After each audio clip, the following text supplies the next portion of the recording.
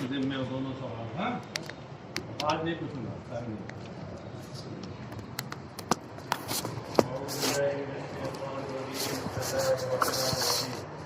ذلك الذين اشتروا الضلالة بالهدى فما ربحت تجارتهم. یہی وہ لوگ ہیں جنہوں نے ہدایت کے بدلے میں گمراہی لی، گمراہی اختیار کی. اس کی تفسیر میں کہتے ہیں استبدلوها به.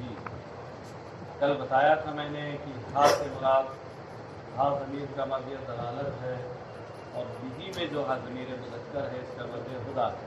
ہاں یعنی استبدلوا الضلالۃ بالہدی، کہ انہوں نے ہدایت کے بدلے میں گمراہی لی.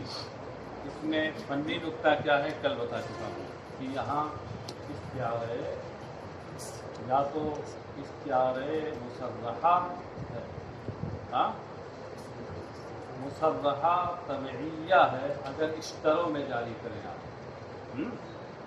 یا جب ضلالہ اور ہدا میں جاری کریں تو اس صورت میں استعارہ مکنیہ ہے. لیکن یہ استبدلوها سے اس کی تشریح کی ہے، اس سے اشارہ اس بات کی طرف کیا ہے کہ استعارہ اشتروں میں ہے. امکان دونوں میں ہے، لیکن انہوں نے یہاں اشتروں میں جاری کیا ہے تو وہ استعارہ کون سا ہو گیا؟ استعارہ تشریحیہ طبعیہ. دیکھیے آپ لوگ ذرا سا دیکھ کر آئیے البلاغۃ الواضحہ دیکھ لیجیے اور اس کی بلاغت کو سامنے رکھیے. استعارات کی ہے کہ اگر جس لفظ میں استعارہ جاری ہوا ہے مستعار، وہ اگر مشتق ہو، ہاں بلکہ یوں کہہ لیجیے کہ اگر جامد ہو تو اس میں استعارہ اصلیہ ہو، اور اگر لفظ مستعار جامد نہ ہو بلکہ مشتق ہو تو اس میں استعارہ طبعیہ ہو. یہاں دیکھیں اشتروا کیا ہے؟ جامد ہے، تو استعارہ کون سا ہوگا؟ طبعیہ ہوگا.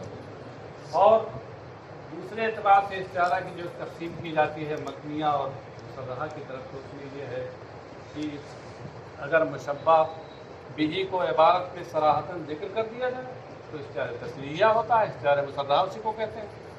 اور اگر مشبہ بھی کو عبارت میں ذکر نہ کیا جائے، حذف کر دیا جائے، اس کے لوازم و مناسبات میں سے کسی کو ذکر کیا جائے تو وہ استعارہ بالکنایہ یا استعارہ مکنیہ کہلاتا ہے. بات سمجھ گئے؟ وما ربحت تجارتهم، اے ما ربحوا، تو ان کی تجارت نفع بخش نہ ہوئی، سود مند نہ ہوئی. ربح ربح کا معنی کیا ہوتا ہے؟ فائدے مند ہونا، نفع بخش ہونا. ان کی تجارت فائدے مند نہ ہوئی. آپ بتائیے فائدہ مند کا مطلب ہوتا ہے فائدے والا، یعنی فائدہ اٹھانے والا. تو یہ تجارت فائدہ اٹھاتی ہے. ہاں ارے میں پوچھ رہا ہوں تو اس کا جواب دیں کہ آپ کو بہت آگے جاتا ہے. وہی تو بتانا چاہ رہا ہوں کہ کیا تجارت فائدہ اٹھاتی ہے یا تاجر فائدہ اٹھاتا ہے؟ ہاں تجارت کو فائدے کا سبب ہوتی ہے. تو یہاں کہہ رہے ہیں فما ربحت تجارت، مفسر کہتے ہیں اے ما ربحوا فیہا، یعنی ان لوگوں نے اس تجارت میں فائدہ نہ اٹھایا. ان لوگوں نے اس میں فائدہ نہ اٹھایا. تجارت تو سبب ہوتی ہے نا فائدہ اٹھانے کا. ہاں اشارہ یہ کیا اس سے کہ یہاں جو ربحت کی اسناد تجارت کی طرف ہے، یہ اسناد مجاز عقلی ہے، اسناد مجازی ہے. اسناد کے دو قسمیں ہوتی ہیں، اسناد حقیقی، اسناد مجازی. معنی میں آپ نے پڑھا ہوگا. ہاں پڑھا کہ نہیں؟ ارے مختصر معنی میں پڑھیں گے آگے. ہاں اور البلاغۃ الواضحہ میں اس کو انہوں نے علم البیان میں ذکر کیا. چلیے خیر چاہے علم المعانی میں علم البیان میں کہیں ہو تو صاحب کسی فعل یا شبہ فعل کی اسناد نسبت اس کے ما ہوا لہو کی طرف ہو تو اسناد حقیقی ہوتی ہے. اور غیر ما ہوا لہو کی طرف ہو تو اسناد مجازی ہوتی ہے۔ یہاں ما لہو کی طرف اسناد نہیں ہے، لہذا یہ اسناد مجازی کی ہے۔ ہاں یعنی حقیقت میں جو اس کا فاعل ہے یا نائب فاعل ہے، اگر اس کی طرف اسناد ہو تو وہ اسناد حقیقی ہو، اور جو حقیقت میں اس کا فاعل نہیں کچھ اور ہے، اس کی طرف اسناد کر دی گئی تو اسناد مجازی ہو۔ اس سے اشارہ کیا اس بات کی طرف کہ یہ اسناد مجازی ہے۔ دیکھیے آپ کے محسن نے آپ کی مدد کی ہے، اوپر لکھا اشارہ الی ان اسناد الربح بالتجارت مجاز نقلی وحقه ان یسند للتاجر۔ اس سے اس بات کی طرف مفسر نے اشارہ کیا ہے کہ ربحت میں ربح کی جو اسناد تجارت کی طرف ہے یہ مجاز عقلی ہے، اسناد مجازی ہے۔ ہونا تو یہ چاہیے تھا کہ اس کی اسناد تاجر کی طرف کی جائے، کیونکہ حقیقت میں تاجر ہی فائدہ اٹھاتا ہے۔ یہاں تک بات سمجھ میں آ گئی؟ تو ان لوگوں نے اس تجارت میں فائدہ نہ اٹھایا، بل خسروا، بلکہ اس میں وہ گھاٹے اور خسارے کا شکار ہوئے۔ یہ گھاٹا کیسے ان کا ہوا؟ اس میں لمسیرہم الی النار المؤبدۃ علیہ، کیونکہ انہوں نے ہدایت کے بدلے میں جو گمراہی کا سودا کیا ہے اور یہ تجارت کی ہے، یہ گھاٹے کا سودا ہے۔ کیوں گھاٹے کا سودا ہے؟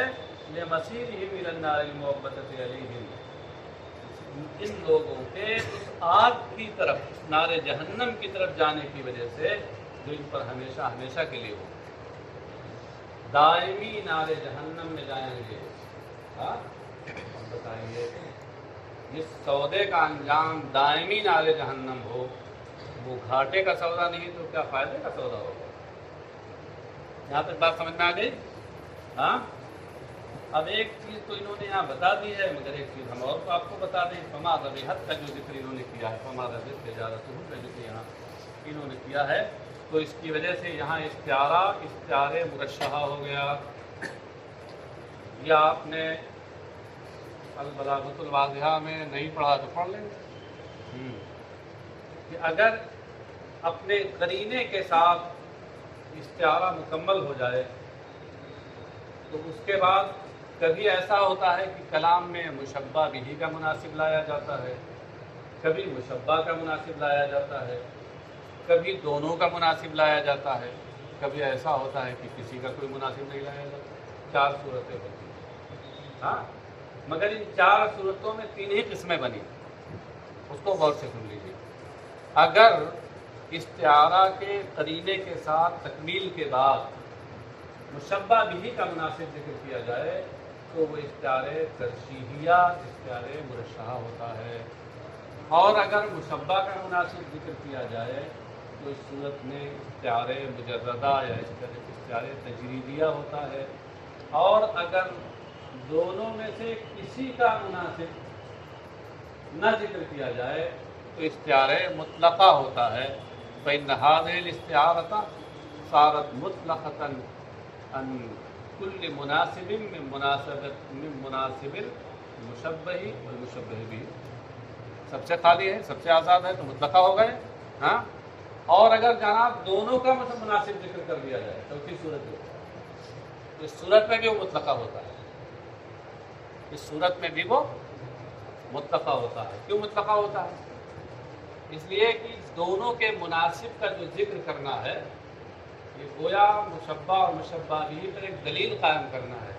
وہ دلیل آنی اذا تعارض تساقط، اور جب دو دلیلیں آپس میں ٹکراتی ہیں تو دونوں کے دونوں ساقط الاعتبار ہو جاتے ہیں، سمجھے؟ تو گویا کسی کا مناسب کوئی ذکر نہیں ہوا، تو استعارہ صورت میں اس وجہ سے بھی مطلقہ ہوتا ہے۔ اب صاحب یہاں دیکھیے، کیونکہ یہ استعارہ اس طرح دلالت بالہدیٰ میں اپنے قرینے کے ساتھ استعارے تشریحیہ مکمل ہو گئے۔ اب اس کے بعد فما ربحت، جو ربح کا ذکر ہے یہ اس کے مناسبات میں سے، اشترا کے مناسبات میں سے، خریداری میں ربح ہوتا ہے، خریداری میں فائدہ ہوتا ہے۔ ہاں تو یہ مشبہ بھی کا مناسب ہوا نا، تو اب جب مشبہ بھی کا مناسب ذکر کیا گیا تو یہ استعارہ مرشحہ ہے۔ چلیے صاحب، وما كانوا مهتدين فيما فعلوا، اور جو کام انہوں نے کیا ہے، جو تجارت انہوں نے کی ہے اس میں وہ راہ راست پر نہیں تھے، تجارت انہوں نے صحیح نہیں کی۔ مثلهم كمثل الذي استوقد نارا، مثلهم صفتهم في نفاقهم، اس سے اشارہ اس بات کی طرف کیا کہ مثل یہاں لغوی معنی میں صفت کے معنی میں ہے، حال کے معنی میں۔ ان کافروں کا حال، ان منافقوں کا حال، فی نفاقہم، ان کے نفاق میں، ایسا کمثل الذی، ان کی طرح ہے، الذی استوقد نارا، جس نے آگ جلائی۔ استوقدہ کی تفسیر میں کہتے ہیں اوقدہ۔ ہاں، میں کچھ اپنی طرف سے نہ کہہ کر کے بین السطور پڑھ دیتا ہوں۔ یشیر الی ان استوقد بمعنی اوقد لا علی الطلب کما قالہ الزمخشری و اشیاء۔ اس بین السطور کا خلاصہ یہ ہے کہ یہاں استوقدہ کس معنی میں ہے۔ آپ جانتے ہیں کہ باب استفعال سے پہلے ماضی ہے، اور باب استفعال کی بڑی مشہور خاصیت ہے طلب ماخذ۔ ہاں، لیکن باب استفعال کبھی فعال کے معنی میں بھی ہوتا ہے، ایک باب دوسرے باب کے معنی میں بھی کبھی ہوتا ہے، اس کو موافقت بولتے ہیں۔ تو جب استفعال افعال کے معنی میں ہو تو اس کو اصطلاح میں کہتے ہیں موافقت افعال، سمجھے؟ یعنی افعال کے ہم معنی ہونا۔ زمخشری جنہوں نے کشاف لکھی ہے، وہ کہ وہ معتزلی تھے، حنفی تھے مگر معتزلی، لیکن زبان و بیان، ادب اور بلاغت میں ان کی امامت مسلم ہے۔ تو زمخشری اور ان کے ہم نواؤں کا کہنا یہ ہے کہ استوقدہ یہاں اپنے مشہور معنی یعنی طلب والے معنی پہ ہے۔ استوقدہ اے طلب الایقاظ، وہ معنی یہاں پایا جاتا ہے۔ لیکن امام سیوطی نے استوقدہ کی تفسیر کرتی ہے اوقدہ سے، اشارہ یہ کیا کہ جناب والا یہاں وہ طلب والا معنی نہیں، طلب ماخذ کی خاصیت ہے نا، یہ سب استوقدہ میں پائی جا رہی ہے، بلکہ یہ موافقت افعال والی خاصیت یہاں پائی جا رہی ہے۔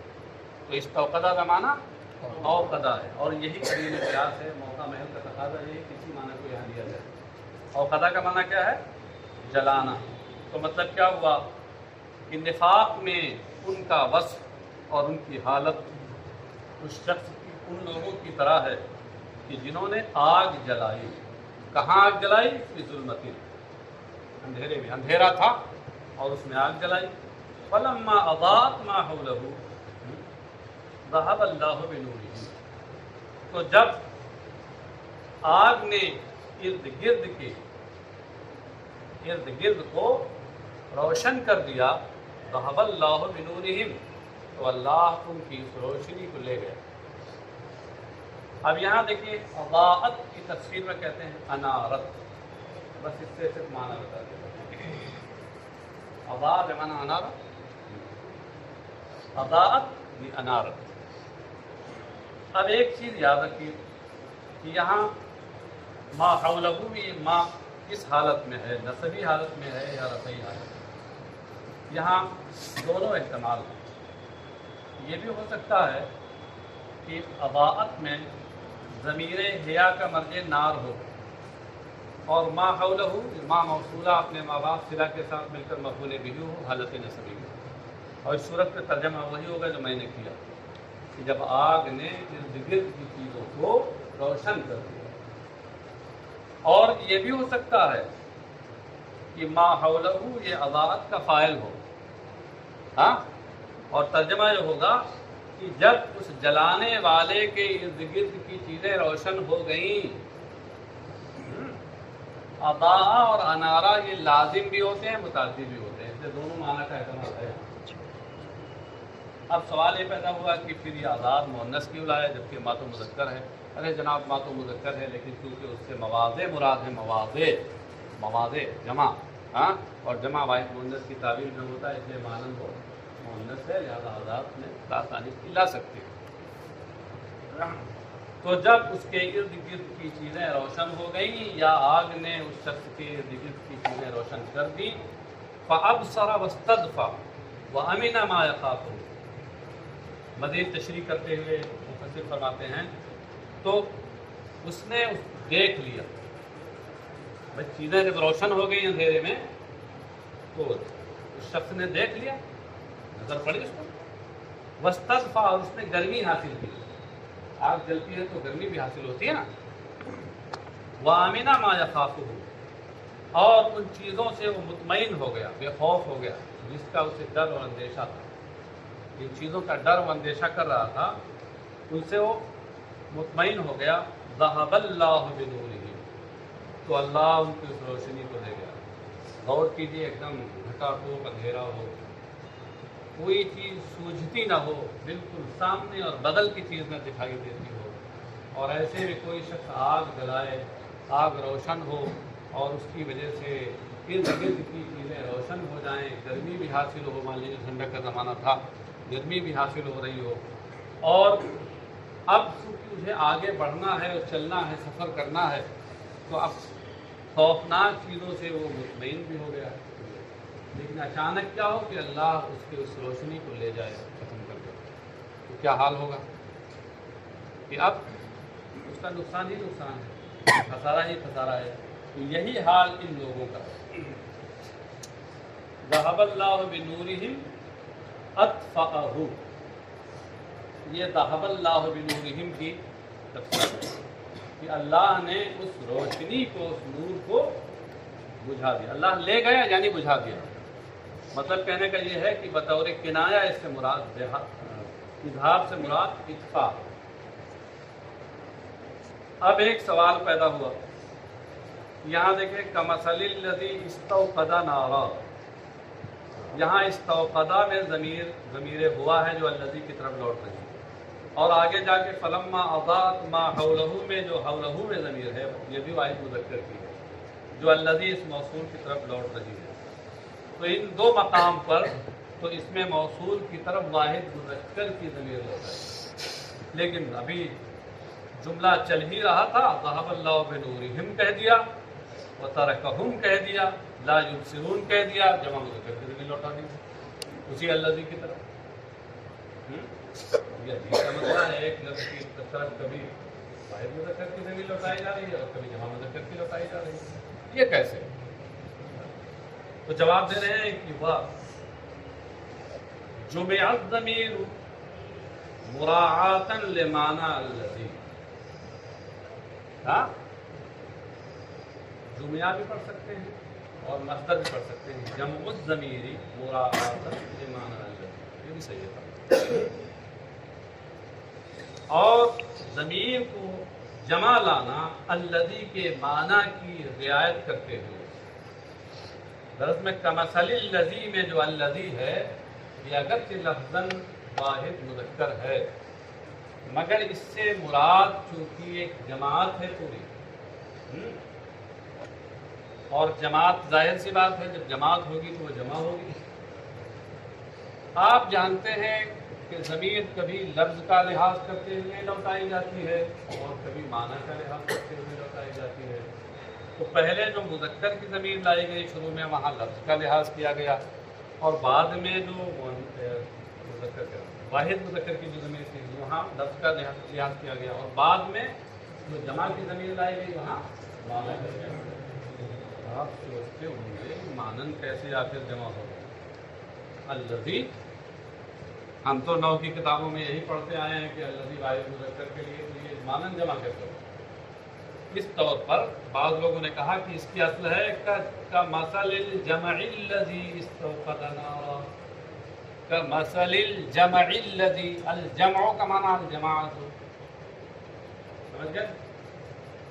اس لحاظ سے جمع جیسے واحد مذکر ہے اور مراد اس سے معنی اس سے جماعت کا لیا جاتا ہے جو جمع ہے، اور بعض لوگ اس کی توجیہ یہ کرتے ہیں کہ الذی اصل میں الذین تھا، الذین تھا قرآن کریم میں آیا، وَخُذْتُمْ كَالَّذِي خَاضُوا،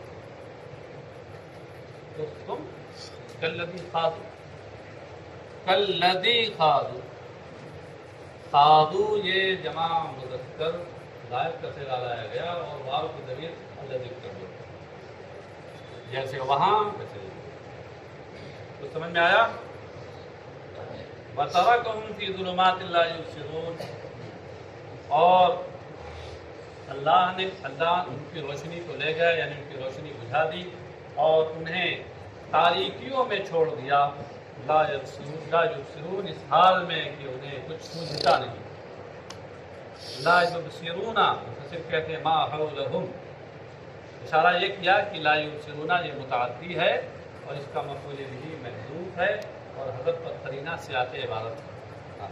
اصل میں ہے لا یبصرون ما حولہم، انہیں تاریکیوں میں چھوڑ دیا اس طرح کہ انہیں ارد گرد کی کچھ چیزیں نظر نہیں آتی، کچھ سوچتا ہے. متحیرین عن الطریق خائفین، یہ جو بڑھایا ہے یہ مزید اس کے مفہوم کو اور واضح کرنے کے لیے. متحیرین عن الطریق خائفین، کہ وہ راستے میں حیران و پریشان ہیں اور خوفزدہ. فَكَذَلِكَ هَؤُلَاءِ، تو یہ جو تمثیل ہے، اب اس تمثیل کی وضاحت کرتے ہوئے مفسر کہتے ہیں کہ منافقین کا جو حال ہے وہ شخص کی طرح ہے جس نے اندھیرے میں آگ جلائی ہو اور پھر جب آگ خوب روشن ہو گئی ہو، ابلیس کی چیزیں نظر آنے لگی ہوں تو اچانک اللہ تبارک و تعالیٰ ان کی آگ کو بجھا دے اور وہ تاریکیوں میں پڑ جائیں، سمجھے، اور کچھ سوجھے نہ. تو ایسے ہی منافقین کا حال ہے کہ انہوں نے کلمہ ایمان کا اظہار کیا، ایک روشنی وہ آگ جلائی، روشنی کلمہ ایمان کا فائدہ اٹھایا. فَإِذَا مَاتُوا جَاءَهُمُ الْخَوْفُ وَالْعَذَابُ، اور جب مریں گے، موت آئے گی اچانک تو خوف اور عذاب آئے گا. تو اب وہ کلمہ ایمان گویا نور کی طرح ہو گیا اور موت کے بعد خوف و عذاب کا آنا ہے ایسے جیسے اندھیرا. صُمٌّ بُكْمٌ عُمْيٌ فَهُمْ لَا يَرْجِعُونَ، صُمٌّ سے پہلے ہم نکالا، اشارہ یہ کیا کہ صُمٌّ بُكْمٌ عُمْيٌ یہ خبر ہے، ان کا مبتدا محذوف ہے اور مبتدا کیا ہے؟ ہم. ہم صُمٌّ، سم یہ اسم کی جمع ہے. اسم کا معنی کیا ہوتا ہے؟ بہرا. ہم صم یعنی صم عن الحق، لوگ حق سے بہرے. ظاہر جو تھا اس پر اعتراض پڑ رہا کہ وہ بہرے ہیں، منافقین بہرے تھے. ارے ان کے کان سے سب کام کر رہے تھے، بہرے کیسے ہوں؟ انل حق لگا کر کے مفسر نے جواب دے دیا کہ بہرے ہونے سے یہ مراد نہیں ہے کہ وہ بالکل ظاہر کے اعتبار سے بہرے ہیں. حق نہیں سنتے اور حق نہیں سن کر قبول نہیں کرتے، اس لیے بہرے. یعنی ان کی قوت سامعہ جو ہے وہ کام نہیں کر رہی. وَلَا يَسْمَعُونَهُ سَمَاعَ قَبُولٍ، وہ حق سے بہرے ہیں تو اسے قبولیت کے کام سے نہیں سنتے. سنتے ہیں مگر قبولیت والے کام سے نہیں سنتے. تو گویا بہرے. جب کوئی شے اپنا کام چھوڑ دے تو گویا وہ نہیں ہے. بکمن، اور وہ گونگے ہیں. بکم یا ابکم کی جمع، ابکم جس کا معنی غلط ہوتا، تو بکمن کا معنی کیا ہوا؟ حرص عن الخیر، یہ بھلائی سے گونگے ہیں، نیک بات بولتے نہیں. فلا یقولون، وہ بھلائی کی بات یہ نہیں بولتے، نہیں کہتے. عمیٌ، یہ نابینا ہیں، اندھے ہیں. کیا مراد ہے؟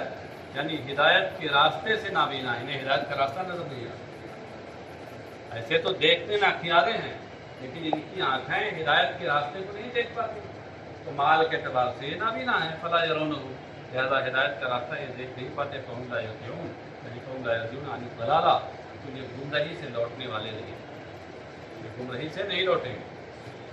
یہ ایک تمثیل ہو گئی. دوسری تمثیل منافقین کی پھر آگے آ رہی ہے.